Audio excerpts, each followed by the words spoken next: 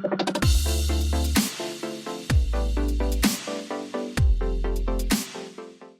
everybody, it's Matt. Welcome back to my garage. So I've got about an hour before dinner, and there's a car show coming up this weekend that I'd really like to get the FD out to. So I'm gonna go ahead and get the brakes bled. I wanna get the clutch bled as well. So let's go ahead and get into it. And really this doesn't need to be an expensive job. So I've got a couple feet of some plastic tubing. This is, I think, 1/4 inch plastic tubing that you get from the big box store, an empty bottle, and then I'll just need a wrench to that fits the size of the bleeders on the car.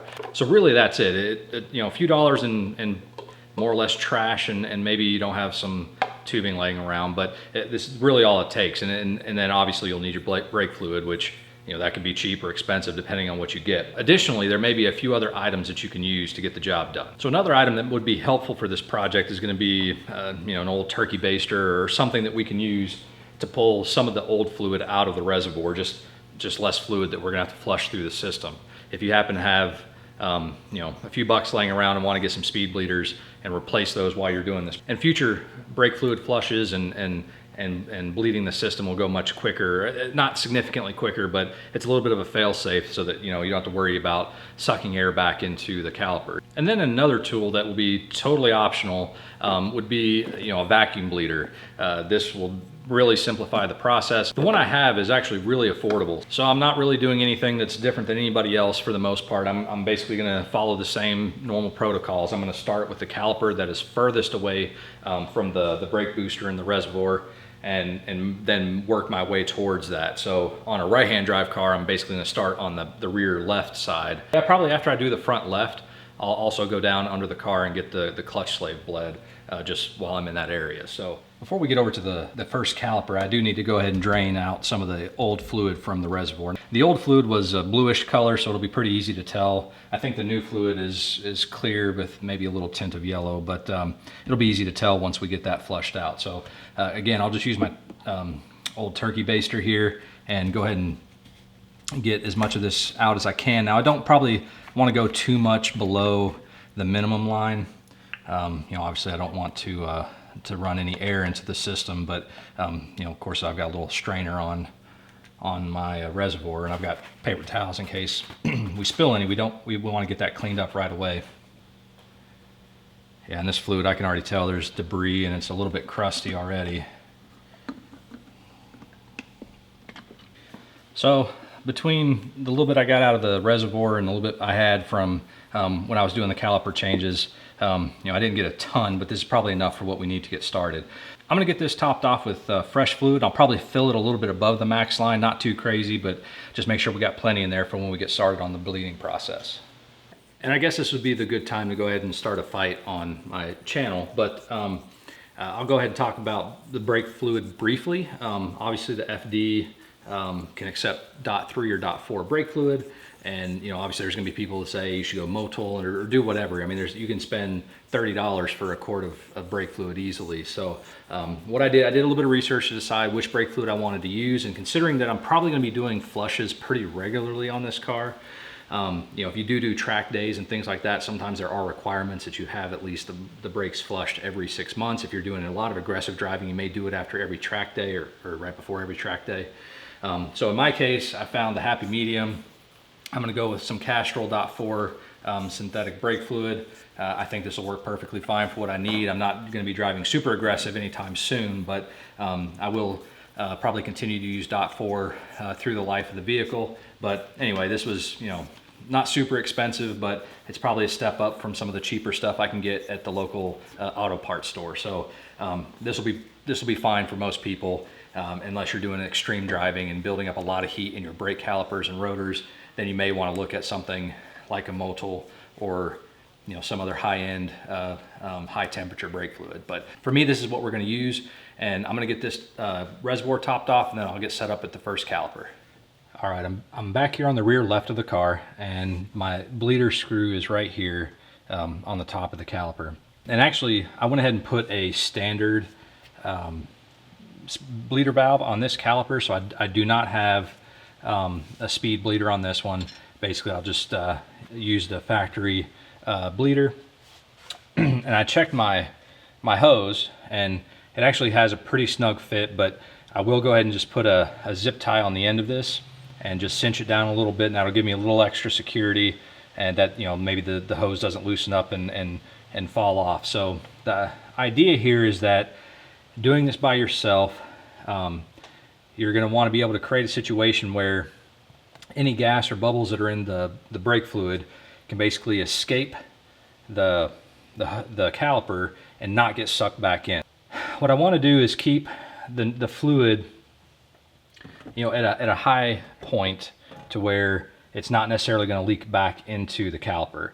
And also what'll have to happen is any gas that leaks the caliper will be able to travel up the hose and just kind of get stuck up here. So I'm actually going to go get something to set this on so that you guys can see better than setting it back there. But you could just, you know, set it back here, maybe get a bungee or something to make sure it doesn't fall out.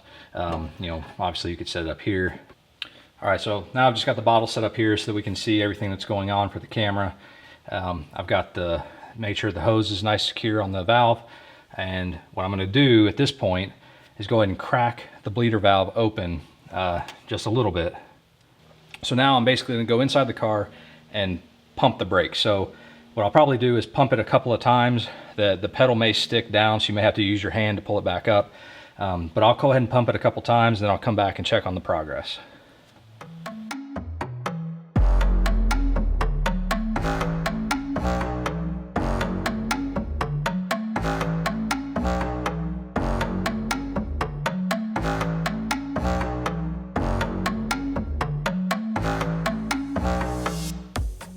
So that was about 8 to 10, you know, full depressions of the brake pedal. I did just check the reservoir, and we had dipped below the minimum line. I think the reservoir on the FD is kind of small because you've got, it kind of splits between the brake system and the clutch. So that will be something I'll have to keep my eye on. But I'm gonna keep doing this process until the fluid that comes through the line is, you know, the clearish yellowish color of the new brake fluid, and I don't see any bubbles coming up through the system. So I'm gonna go back in the car and pump the brakes a few more times.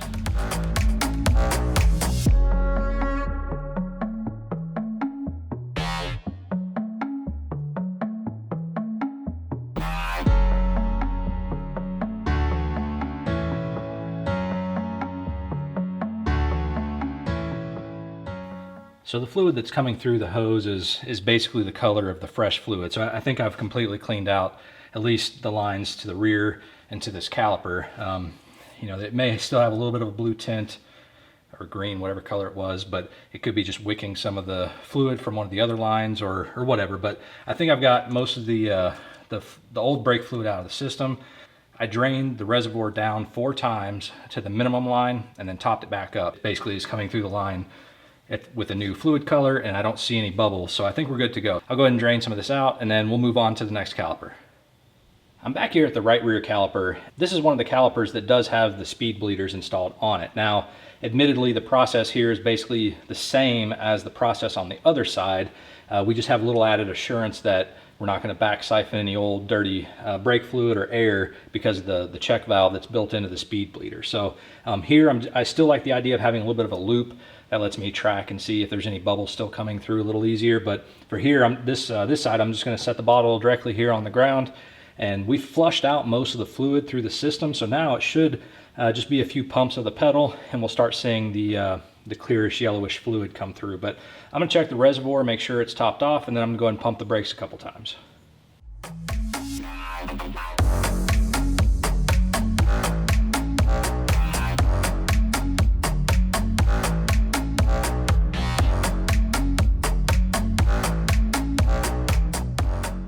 So I'm definitely getting fresh fluid through the brake system, and I'm not really seeing any bubbles. For now, I'm going to go ahead and close this one up and get on to the next caliper. So now that we have the rear calipers bled, we've got most of the fluid out of the system. The fronts will basically be, you know, very much the same as what we did on the back. So, I mean, really, this is not a difficult process. If I wasn't doing the filming and setting up the camera and the lighting and all that kind of stuff, I surely would have been done by now. So if you took your time and were careful, cleaned up after yourself, I really think an hour is all it would take. So the process is definitely not difficult at all, and I would have, you know, no problems finishing the job with how we've done it so far. There are tools out there that make this process a little easier, particularly for someone like me that's going to be probably doing it mostly by themselves. I have been curious to try some of the vacuum bleeders that I've seen online and various people use that help the process. And so after doing some research and looking online, I settled on the Eastwood Brake Bleeder. So I did reach out to them and asked them if I could feature this on the channel, and they said sure. And so this is not a sponsored video, but they did give me a slight discount to have it on the channel. It was actually cheaper the week before I bought this from them. So it does go on sale, and I think it was less than $20 the week before I actually purchased it. I'll put the link in the description, so please check it out. I have not used this product, so this will definitely be my first time of checking it out, and I'll give you my initial thoughts on it. But you know, basically when I'm doing the clutch, for example, I'd rather kind of be up underneath the car checking out the line as it's being bled so I can see the bubbles instead of having to crawl back and forth from underneath the car. So we'll be able to pull a vacuum on the lines and do the bleeding from, you know, basically right at the bleeder valve. The Eastwood Brake Bleeder comes in this nice you know, plastic travel carrier, and inside you've got the main tool here that has a pressure gauge on it. You've got various hoses. You've got the reservoir that basically connects into the system, and that, you know, we'll collect the fluid there. You've got various adapters, you know, I guess to fit various bleeders, to fit the hoses. You know, there's really lots of extra parts in here to try to fit all sorts of applications. And then there's just extra lids and suction cups and things that go with the kits. I'll get this set up and we'll go ahead and try it on the front calipers. Assembly of this brake bleeder is very simple. You basically are given two 3-inch hoses. One connects there, and then one connects directly to the pump and into the lid. And you know, this lid actually has a nice little seal, and it is directional. So the lid says to pump, so you want to make sure that, you know, your vacuum is pulling, basically the fluid dumps into the cup when you bring it in.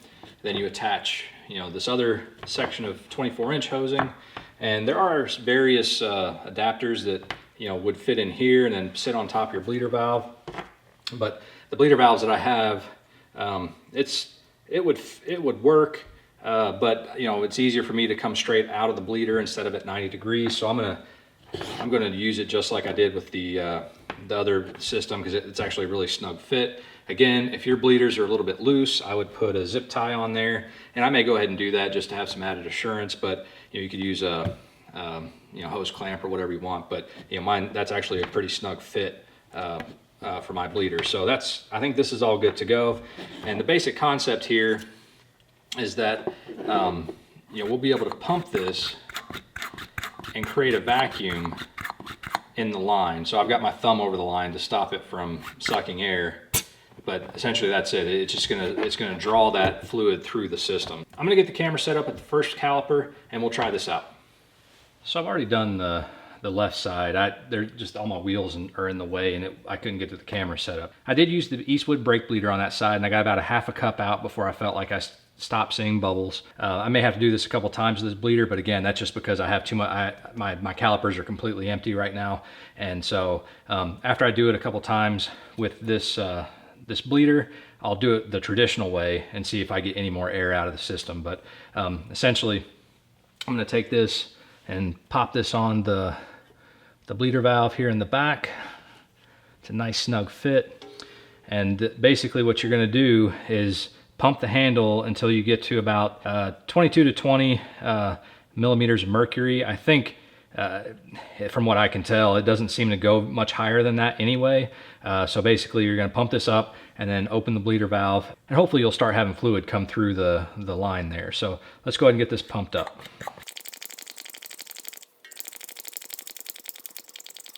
I've gotten to about 22, and I'll just sit here for a second and see if if there's any leaks in the system, then obviously the pressure will, or the vacuum would drop a little bit. So I'll just give it a couple minutes and make sure we don't have any leaks.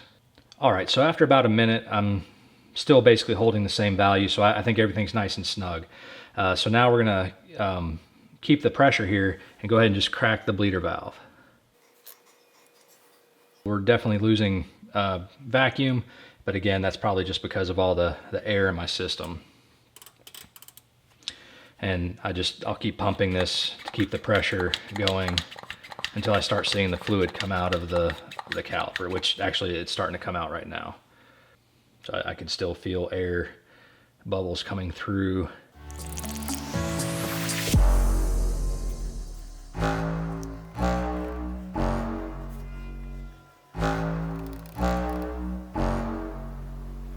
So I doubt the camera will pick it up, but I still see a little bit of micro bubbles coming through the tube, through the fluid. So I will sit here and wait another minute or so and see if that stops. So just out of curiosity, I've set up my other brake bleed system. It did seem like the bubbles had stopped with using the Eastwood Brake Bleeder, but this will just be another check to make sure I get all the air out of the system.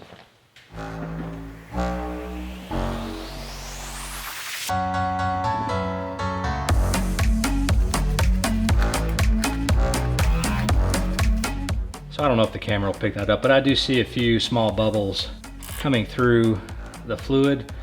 So I'll go ahead and bleed this a little bit more using this technique. I went ahead and bled both front calipers the traditional way, and on the left-hand side, I didn't get any more air out of the system. On the driver's side, I did get a little bit more air. So partly because, like I said, my caliper's dry, my lines were dry. It probably is I'm gonna have to probably re-bleed the system again just to make sure I get all the air out after I've driven it for a little bit. So I think the Eastwood Bleeder worked plenty fine. In fact, I'm gonna go ahead and use that when I get under the car and do the clutch slave. I'll probably do the same thing. I'll probably bleed it with the Eastwood Bleeder until I don't see any bubbles coming through, and then do it the traditional way, push in the clutch, see if I get any more air out. So I'm gonna get under the car and get the clutch slave bled. So I just finished bleeding the clutch slave, and this bleeder worked fine. I had to get my wife to come out and help me do some pedal pushing. So I think the Eastwood Brake Bleeder did its job. I'd probably give this tool a thumbs up. I'd probably want to use it more to give it a more critical review, but I mean, it does as advertised. It pulls a vacuum and pulls fluids through the lines. I think there's a few other uses that this could be kept around for, testing vacuum lines and whatnot. For the price, I think it's a decent tool to keep in the garage, and I'm sure I'll get plenty of use out of this. So as for me, I need to go ahead and get the wheels back on the car, get this thing on the ground, and then maybe tomorrow take it out for a short drive. I've got to get the brakes bedded. At that point, I'll probably check the wear patterns on the rotors, make sure everything's making contact, and I may bring it back in the garage and go ahead and do a full bleed again just to make sure I've got all the air out. So that's that. So now that we will be able to drive the car without any issues, like I said, I'm gonna try to get it to the car show this weekend. In a couple weeks, one of the local tuner shops has a dyno day. I know this thing is not gonna put down any kind of impressive numbers, but I may go ahead and just get a baseline on it and see where we're at, so that as we build the engine and do whatever else we're gonna do to the car, we'll be able to see the progress. So that's towards the end of the month, but I also need to get on the Datsun. I know it needs some brakes and a temperature sensor and some other things. So I'll try to mix in some videos of that. But for now, I'm gonna focus on the RX-7. If you guys don't know about Eastwood or haven't looked at their website or their catalogs, please go check them out. In my opinion, they have a very good selection of tools that are geared towards the DIYer, but have a more professional feel. And often the pricing of their products is great. This isn't a sponsored video, but I said I'm a big fan of Eastwood, so please go check them out. I've got the link in the description down below to this item. Anyway, guys, I really appreciate you guys checking out my video. If you like the content, please give it a thumbs up. If you have any comments, place them down below, and I'll catch you guys next time.